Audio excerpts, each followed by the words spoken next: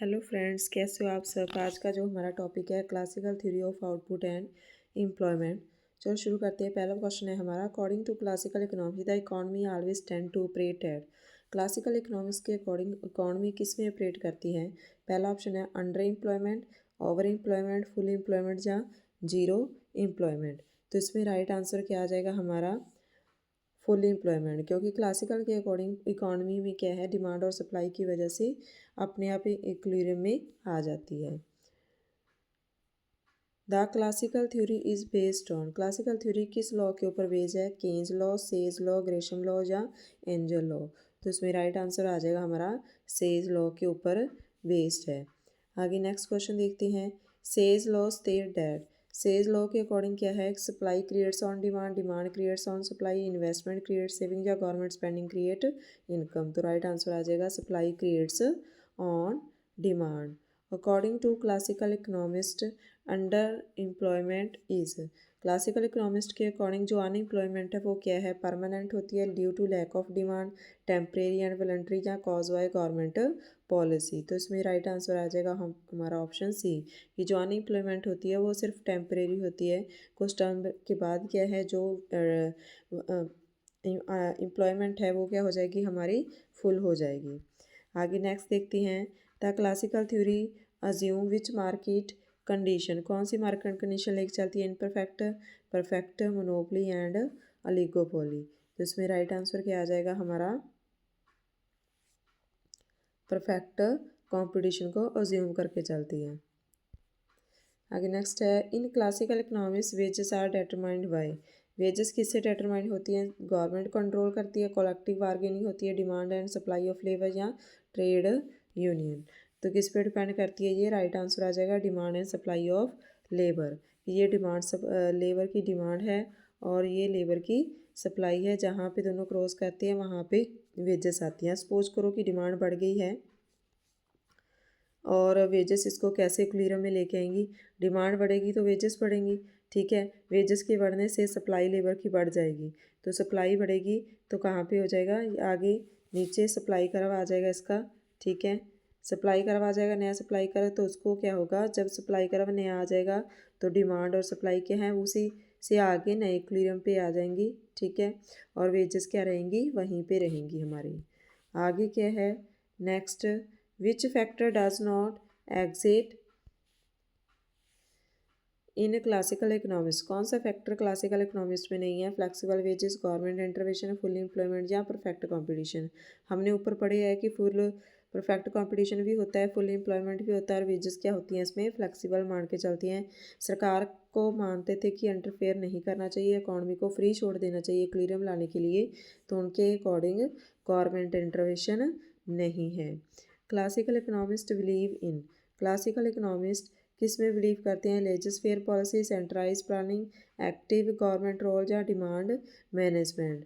तो इसके according classical किस में विश्वास करते हैं, लेजिस फेयर पॉलिसी, मतलब गवर्नमेंट को इंटरफेयर नहीं करना चाहिए, जो हमारी इकॉनमी होगी वो डिमांड और सप्लाई के अकॉर्डिंग अपने आप इक्विलिब्रियम में आ जाएगी। आगे नेक्स्ट क्वेश्चन देखते हैं। According to classical economist saving and investment and equal through, जो क्लासिकल इकोनॉमिस्ट के according saving and investment equal होता है किसके through, interest rate adjustment, government spending, income level changes या टैक्सेशन। तो इसमें राइट आंसर आ जाएगा हमारा सेविंग और इन्वेस्टमेंट कौन इक्वल आता है, इंटरेस्ट रेट। कैसे इक्वल आता है, सपोज करो ये इन्वेस्टमेंट है और ये सेविंग है हमारी, यहाँ पे इंटरेस्ट रेट है। अब सपोज करो कि इन्वेस्टमेंट पहले से बढ़ गया है, इंटरेस्ट रेट बढ़ेगी, ठीक है। इंटरेस्ट रेट बढ़ेगी तो जो इंटरेस्ट रेट बढ़ती है तो लोग सेविंग करना ज़्यादा शुरू करेंगे, सेविंग कर भी आगे की ओर खिसक जाएगा और दोनों फिर से इक्विलिब्रियम में आ जाएंगे। किसकी वजह से आएंगे, इंटरेस्ट रेट की वजह से। आगे नेक्स्ट क्वेश्चन देखते हैं। The main assumption of Say's law, Say's law की मेन असम्पशन क्या है, all income save, all income is spent, money is hoarded या government regulate demand.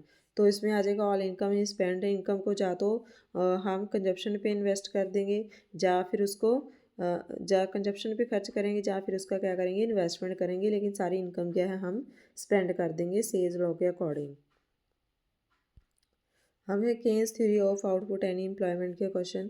According to Keynes theory is based on, Keynes theory किसके ऊपर based है? Say's law के ऊपर, effective demand, quantity theory of money या supply side. तो इसमें right answer आ जाएगा केन्स इफेक्टिव डिमांड की बात करता है, तो B is the right answer. According to Keynes unemployment is mainly due to, unemployment की किसकी वजह से? Excessive supply, lack of demand, wage rigidity या पॉपुलेशन ग्रोथ। तो उसके अकॉर्डिंग जो अंडर एम्प्लॉयमेंट है वो लैक ऑफ डिमांड की वजह से है, तो option B is the right answer. आगे नेक्स्ट देखते हैं, effective demand equal, effective demand किसके इक्वल होती है? Aggregate supply, aggregate demand, A और बी दोनों या नन ऑफ दीज। तो इसमें राइट आंसर आ जाएगा हमारा option C is the right answer, A और बी की वजह से। The equilibrium level of employment is determined by, equilibrium level of employment किससे डिटरमाइन होता है? Money supply, effective demand, wage level या कैपिटल स्टॉक। तो इसमें राइट आंसर आ जाएगा हमारा effective demand.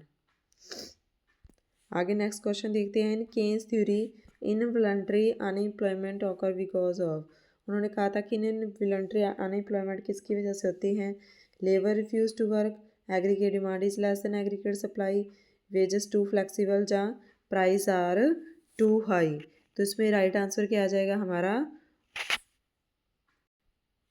Option A, labour refuse to work. Involuntary पूछा है तो इनवॉलंटरी की काम तो मिल रहा है लेकिन वो काम करना नहीं चाहती, तो वो होगी हमारी इनवॉलंटरी अनएम्प्लॉयमेंट होगी। आगे नेक्स्ट देखते हैं, the main policy suggestion why Keynes to remove unemployment is, तो मेन सजेशन क्या है अनएम्प्लॉयमेंट को रिमूव करने के लिए? Reduce government spending, increase interest rate, increase aggregate demand या डिक्रीज इन्वेस्टमेंट। तो उसके अकॉर्डिंग क्या आ जाएगा हमारा? तो इसमें राइट आंसर आ जाएगा ऑप्शन सी, क्योंकि केन्स के अकॉर्डिंग एग्रीगेट डिमांड क्या होनी चाहिए? बढ़नी चाहिए। Keynes theory the most important determinant of output and employment, तो आउटपुट और एम्प्लॉयमेंट का मोस्ट इंपॉर्टेंट फैक्टर इनमें से कौन सा है? तो पहला है आंसर हमारा price level, effective demand, labour supply या वेज रेट। तो इसमें राइट आंसर आ जाएगा हमारा effective demand. According to Keynes saving and investment are equal to, saving और इन्वेस्टमेंट किसकी वजह से इक्वल होती है? Interest rate, change in income, price level या गवर्नमेंट स्पेंडिंग। तो इसमें राइट आंसर आ जाएगा हमारा changes in income is the right answer. आगे नेक्स्ट है, Keynes believe that wages are, according to Keynes wages क्या है हमारी? Perfectly flexible, fixed in long run, sticky और रिजल्ट या determined by labour union only. तो इसमें राइट आंसर आ जाएगा हमारा कि इनको शॉर्ट रन में चेंज नहीं कर सकते, rigid in the short run. Keynes rejected which of the following, Keynes ने इनमें से किसको रिजेक्ट कर दिया? Effective demand, Say's law, government intervention या अनएम्प्लॉयमेंट। तो इसमें राइट आंसर क्या आ जाएगा हमारा? सेज लॉ को इसने रिजेक्ट कर दिया था, क्योंकि इसके अकॉर्डिंग सेज ने क्या कहा था कि demand supply creates on demand, की सप्लाई करो डिमांड अपने आप बढ़ जाएगी, लेकिन केन्स क्या कहता है कि डिमांड को बढ़ाना पड़ता है और इसके लिए सरकार क्या करेगी? लोगों को काम देगी।